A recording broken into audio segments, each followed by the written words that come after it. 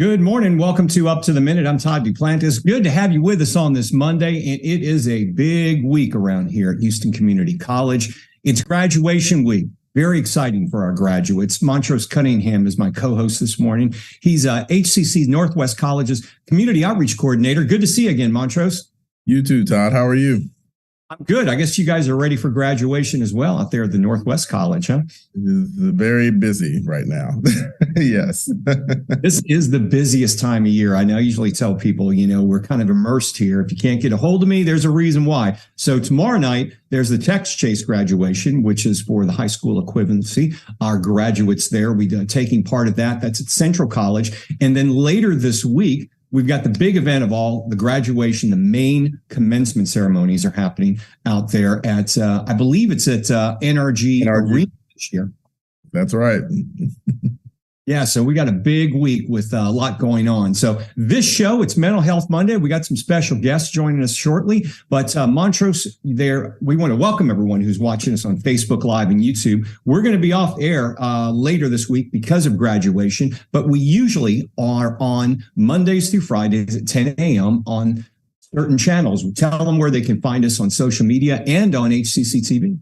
That's right. We're live on Houston Community College District Facebook page and YouTube. We're also on Twitter, LinkedIn, and HCCTV at noon, 5 and 10 p.m. Monday through Friday, normally through Friday. That's right. So stick around, Montrose. You're going to be interviewing this next guest. Rosa Chaidez joins us now. She's an instructor with Cosmetology for the Consumer Arts and Sciences Center of Excellence. Good to see you, Rosa. Good morning. Happy to be here. Thank you so much for the invitation. Yeah, we appreciate you joining us on this big week around here. Stick around because Montrose is going to be with you in about 10 minutes. Okay, first for Mental Health Monday as well as Mental Health Month, we're talking about the stigma, signs, and symptoms of issues among college students. Dr. Jennifer Boswell is the Director of Adult Mental Health for the Harris Center for Mental Health and IDD, and she's our Mental Health Monday guest. Welcome to the show, Dr. Boswell. Good morning. Thank you for having me. Yeah, before we get into the college students, tell me first about the Harris Center for Mental Health and IDD. What is that exactly? Yes, absolutely. So the Harris Center for Mental Health and IDD is our local mental health authority and intellectual and developmental disabilities authority here that serves all residents across the Houston Metroplex and Harris County. We offer a full range of mental health services and intellectual and disability services for adults, adolescents, and children. Our mission, of course, is to transform the lives of those that we serve, and we have a number of locations in and around the Harris County area. Are your locations open for people to walk in to look for assistance? Do they need to go online and book it? Do they need a referral? Does it cost them? How does it all work? Great question. So anybody is welcome to walk into any one of our clinics across the Harris County area. And at that time, they will be given an eligibility appointment for services either that day or shortly thereafter. What are some of the most common signs of mental health concerns that you've seen within college students? Absolutely. Yeah, great question. There are many different signs and symptoms of mental health. It's important to remember that each of the signs and symptoms that everybody faces are different and unique to each individual. And oftentimes these signs and symptoms, just one of them, doesn't necessarily mean that there is any indication of severe mental illness. It just might mean that additional support or further evaluation might be needed. So some of these signs and symptoms can include changes in mood for an individual. So for example, someone becoming more irritable, more anxious, more withdrawn than they typically might be on any given day. Difficulty concentrating or staying motivated. So for example, a college student might struggle focusing in class or completing assignments as those deadlines approach. Other changes might be changes in sleep. So a college student might be sleeping more, might be experiencing insomnia as well. They might also experience a number of physical concerns such as headaches, stomach aches, racing heart, weight gain, weight loss. And then another one to always keep an eye on is excessive worry or fear that seems above and beyond what a typical situation might warrant. Let me ask you this. I'm going to ask you when it's important for those to seek help, but how do you approach a loved one or a friend when you think they may need help? How do you do that tactfully? Absolutely. I think it all starts with a conversation with someone, and first being aware of those changes that you're noticing in someone. So again, changes in mood, changes in concentration, something that seems different about the friend, the loved one, or even within yourself as well. And again, it starts with a conversation of, hey, I'm noticing this, and I'm worried. I'm wondering if we can sit down and talk about this. Are there certain life changes or events or things that during the college years that can trigger someone to start experiencing some destructive mental health symptoms? Oh, goodness, yes. College is filled with new and different changes, oftentimes very challenging and difficult changes in life events that are happening in this time of a college student's life. Some of the big ones might be transitions away from home that can bring forth feelings of isolation, loneliness, adjustment to a college or campus life. Of course, academic stress. Every college student out there experiences academic and coursework stress. There's so many demands that are placed upon them that can lead to feelings of stress, overwhelm, burnout as well. Financial stress is huge for college students. Not only is there college tuition, but there's housing, there's food, there's other related expenses that lead to stress placed upon them.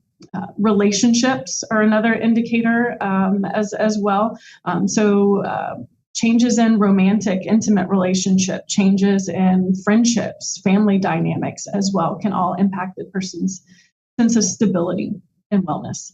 What are some of the steps that college students can take to proactively maintain good mental health and reduce their risk of having issues throughout their lives? Absolutely. Yeah, great question. There are a number of supports available to college students, especially in and around the Houston area as well. First and foremost, I would say for college students to build a support network, surround themselves with family, friends, loved ones, supportive peers that provide a sense of community and connection in their world. Another thing that students can do is find ways to manage stress. Stress is something that typically occurs during the college years, and it's a normal part of that process, but there's ways that a person can navigate that. Finding time to exercise throughout the day, eating well, finding grounding techniques to really block out all those other stressors that are coming in and help them stay focused in their day-to-day tasks and needs. Obviously, your services are available to college students. Other ones, I know we're always informing our students that there's assistance available on our campuses as well. I mean, where would be the first place to start for college students to access mental health support? Yeah, great question. So college campuses are a huge kind of go-to for students. Most colleges and universities offer free or low-cost counseling services on-site or virtually for any students that are part of that campus community. Additionally, crisis hotlines as well. A lot of people are familiar with 988. That's our national suicide prevention hotline that anybody, whether it's a college student or a loved one, can call in and gain support from a trained crisis counselor. Of course, there's also individual clinicians out in the community. Those can be found through a person's health insurance or through various online directories. And then, of course, community-based services, such as the Harris Center for Mental Health and IDD. We offer community-based services for any individual who may be struggling with a mental health concern.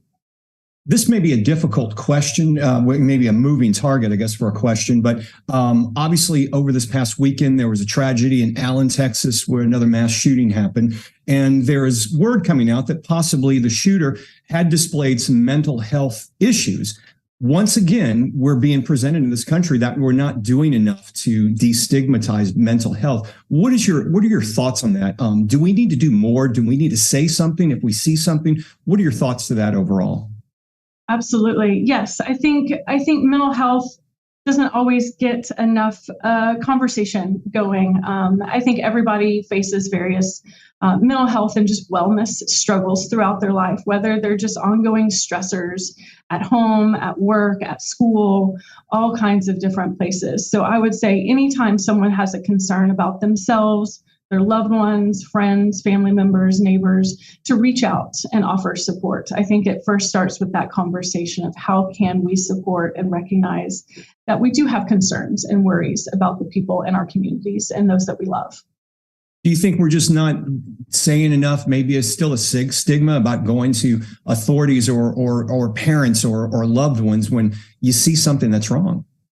Absolutely. I think oftentimes in the mental health field, we're constantly battling that stigma of there's something wrong with me if I'm asking for support.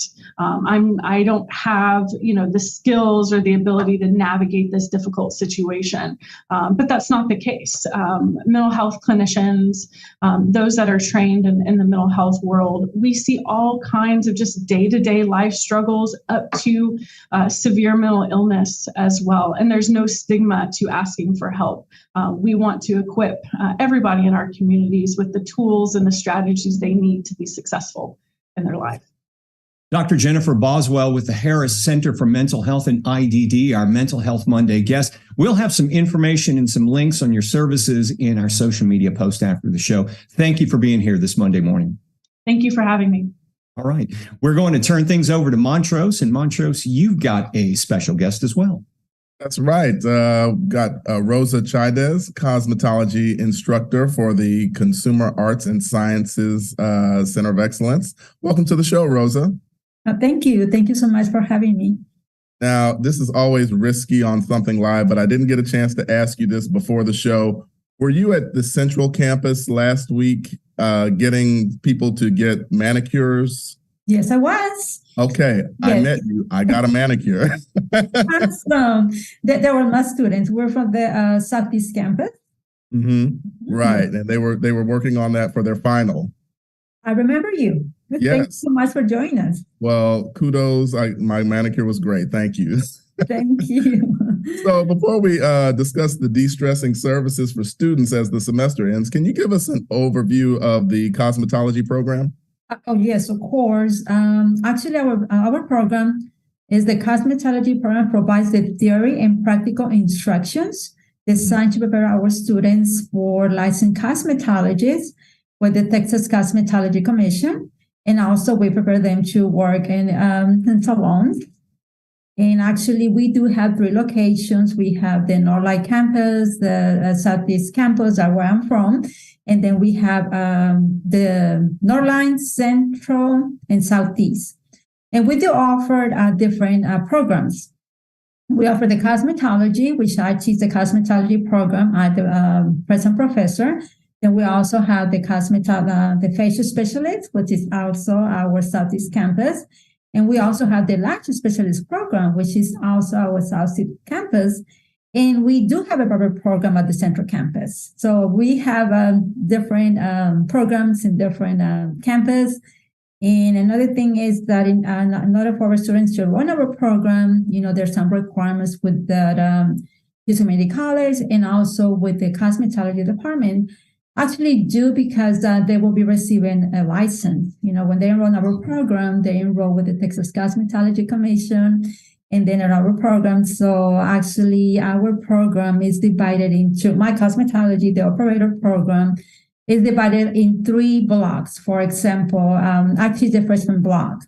And then we have the junior block and we have the senior block. So actually our program is the cosmetology is the semester 16 weeks. So they attend 3 semesters, 16 weeks, and they attend its summer, which is about 5 weeks.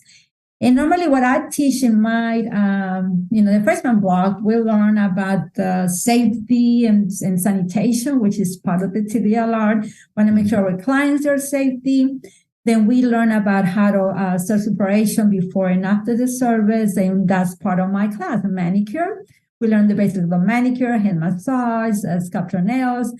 So when my classes start, my students know that I like to move around. I don't just don't like to be in the classroom. I like to take them to do community service. We just did, the Slack program where we did the distress program at the Central. Mm-hmm. We were busy, and you were there. Yes. We have a lot of students. My students enjoy it. And because what it is, they practice what they learn in my classroom. So at the beginning, they know that they will be actually doing their manicures on clients. So also allow my students to bring family members to class. They also faculty and staff. And then every semester, we're so lucky that we're part of the Slack program. When Ms. Romela Paz invite us to go at Central Campus. She set up our classroom as a salon. As you come in, we have the table set up, we have music, relaxing music, we have essential oils.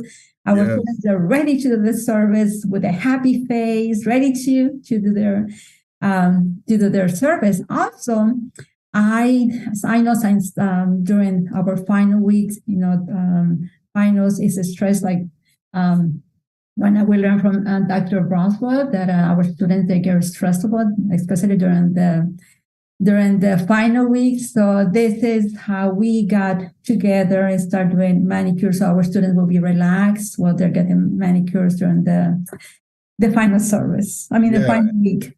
And that's a really good thing for you all to do. I know that the students are really appreciative of it. Having been there, I actually saw, how it went along, and it was like you said, you had the essential oils and all the music and everything. So, are there other aspects of the de-stress finals de-stress program in addition to the manicures? Well, we're planning on doing probably head massage. We're going to add some of the head massage next semester, so we're working on it. Head massage. So yeah, we're working Ms. Romela from the library service and myself, and of course my department chair, Ms. Jenny Britton. She's awesome. She's a student center, so she normally allow me to bring my students out from our classroom to do a community service. So I'm just so happy, my students, they get a chance to actually perform what they learn in my classroom, with not only with their hand mannequins or with the classmates, but, people that they just met right there. Yeah. Okay. Yes. And you mentioned the library. So what exactly is the partnership between the libraries and the cosmetology department? Okay, now this is, let me just, this is called the Distress Event, and we're in partnership with the Cosmetology Department, with the Students Life Service Center, which we offer manicures, once again, every semester, we offer manicure. And actually, this is started like the Slack program, they see how their students go visit the library during the final weeks. So they come up with these ideas and activities to offer to our HCC students so they can relax, they can kind of take a break from the studies and they relax. Actually, this is what I offer. I offer the manicure service by the Slack program, the student advisor library service. They offer different programs, for our students. I've been there through some of the programs. I used to work at the Central Campus, at the Cosmetology, and now at the Southeast Campus, but I'm still part of the ACC. That's a good thing. They do, once again, I only offer the manicures, but they offer different activities for our students during the final weeks. Okay. And what is kind of your vision for the future of the program? Some other things that you would like to do or? Well, I would like to continue with this partnership because we see that this is excellent opportunity for our students to apply their classroom learning to the real world, right? And actually, the partnerships allows our students to develop their skills such as interacting with clients that are critical to the success in the beauty industry. So that my goal is that they interact with clients because that's how it's going to be in the real world. Not only, their classmates, so we normally have a hand that we work with, a mannequin hand that we work with, or once again, they bring the clients. So this kind of, we want to continue and you will see us every semester at the Central Campus. I'm very thankful that the library department and the Slack program provide us because even though they provide for us the atmosphere, they provide breakfast for my students. So, we eat breakfast before we start. So we ready to do the service. And actually, I'm planning to expanding because we had to actually say to our students, I'm sorry, we're closed. But that's our goal, to add more hours for our next coming semester. That's our goal to do. Okay. Yeah, I noticed that at least the young lady who gave me my manicure, not only was, she was very good with the technique, but also talking to me and, asking questions and things like that. So I can tell that you really, work with them on the entire aspect of doing that, not just the actual doing your nails or whatever they're doing. So do you find that a lot of the students, when you talk about going out into the real world, I know the young lady that I spoke to was talking about becoming an entrepreneur and having her own salon. Do you find that a lot of them want to start their own business, or they want to work for other salons, or a little bit of both? Well, actually both. And we're about to start our summer session with our students to learn about, how can they how to work, open their salon. We prepare them with resumes, cover letters, business cards. And actually, I did teach last semester, and my students were able to create a 3D salon atmosphere. So we have a lot of fun. And normally the summer we make it fun for our students.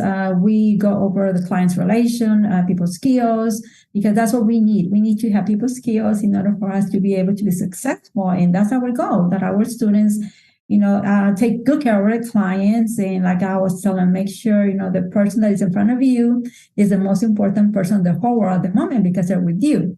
And actually our clients, they work hard, to come and visit you. So we want to give them 100% ourselves. So that's what they will be learning this summer, how to, create their own salon. And yes, I do have most of the students, they want to have their own salon, which yes, is possible. And actually, some of them, they want to work in a salon.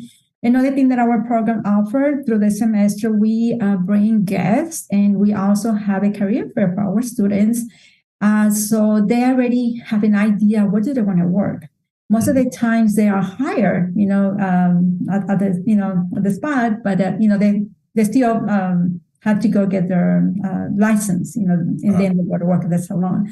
But we do have, I can say our program is awesome. We're a team. We work together. My department chair, Ms. Shanice Britnus, with our professors at the Central, Southeast, Northline, we get together. We just participated on the Skills USA about a few weeks ago.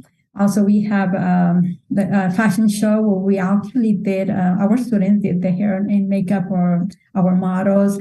So I'm so excited about our program. We had so many things. We involve our students. We give them a lot of responsibility that this is, I'll let them know, look, you go into the board yourself, so you need to be prepared. I'm not going to be there with you. I'm just giving you the skills, but I need your help. So, I'm just excited about our program. It's awesome. That's great. Well, thank you so much for joining us, Rosa Chaidez, HCC Cosmetology Instructor. And we'll have your information in our post right after the show. Thank you so much for having me. Thank you. Bye-bye. Right. Thank you both. Montrose, by the way, I want to ask you, does a pedicure or manicure help your guitar playing? Yes, it does. Matter of fact, before every show, anytime I perform, one of parts of my routine is I get a manicure, because there you go. Yeah, photographers like to take pictures of your hands all close, and you don't want them to look jacked up. So. All right. Thank you both.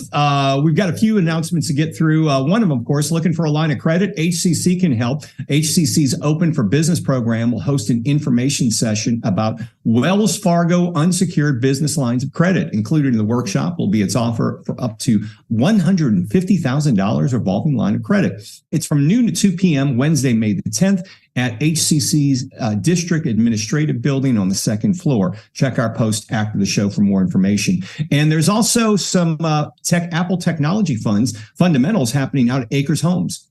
That's right, the Acres Home Workshop. This is a free Apple technology workshop, and it's provided through the partnership with HCC's Community Initiatives Program and Apple. And that's May 16th. That's Tuesday, May 16th, from 2 to 6 p.m. at HCC's Acres Home campus. And you can check our post after the show for registration information. Now, for the sake of time, I'm going to skip on down to mention again, commencement day is Friday. That's this coming Friday. There will be no up to the minute because we'll be celebrating 2 commencement celebrations, May the 12th. No up to the minute that day. The HCCTV staff will be on duty at NRG to make the event memorable for all of our students. And you can watch the live stream on HCC's main webpage. So keep that in mind. And real quickly, fall registration's open. 5 ways to learn. You need to register for the fall now. Make sure you get your classes in time, and all of that will happen for you. To register, go to hccs.edu/apply. Okay. Later on tomorrow, we'll be talking about an outstanding student success story, and we'll also be preparing for our unusual special programs such as Tasty Tuesday, Small Business Wednesday, and Thursday Family Fun Day. Montrose, thanks for being here today. Thanks for having me. Always a pleasure. All right, and always good to have you with us on the show. Good to see you this morning. We hope to see you all again tomorrow morning live at 10 a.m. for Up to the Minute.